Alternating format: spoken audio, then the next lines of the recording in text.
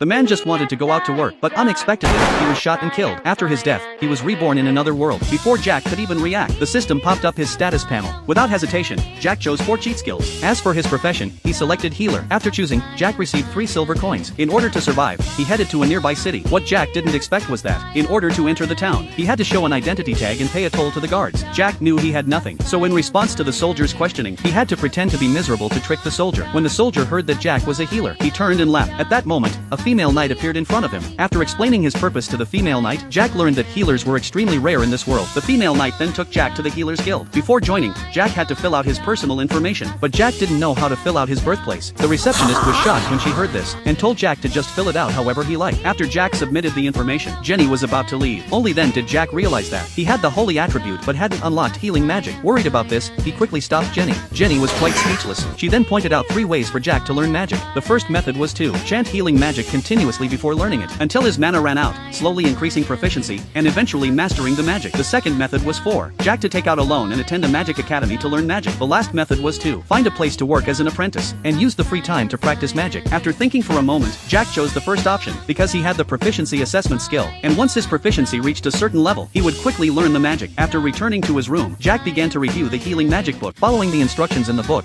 Jack tried to cast the magic,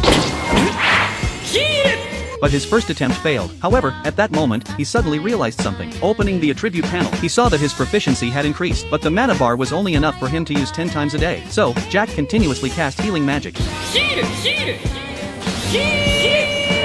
With the mana control skill provided by the system, Jack quickly replenished his mana. After a few days of repeated practice, Jack's abilities greatly improved. Finally, he successfully cast healing magic. This marked the official beginning of his career as a healer. To test the practicality of his healing ability, Jack went to the town to help treat the wounded. But after healing just a few people, his mana was depleted. Reluctantly realizing that his strength was still weak, he decided to join the Adventurers Guild, hoping to grow stronger by becoming an adventurer. When Jack arrived at the guild's front desk, he was surprised to find that the receptionist was a bunny girl. He immediately lost his composure. Under the receptionist's patient guidance, Jack quickly registered as an adventurer. Then the bunny girl explained the guild's rules to him. As an adventurer, completing commissions would earn a reward, but the guild would take 10% as operational funds. If the commission wasn't completed, a fine would be imposed. Since Jack's profession was a healer, and he couldn't defeat monsters, he hoped the receptionist would help him find a physical training instructor. Just as Jack fantasized about having a beautiful instructor, he was surprised to see a burly, intimidating man walk in. Jack was instantly speechless in fear, but with his past life experience, he quickly calmed down and introduced himself. Upon learning that Jack was a healer, the instructor agreed to teach him without hesitation. After introducing the relevant details, they agreed to begin training 2 days later.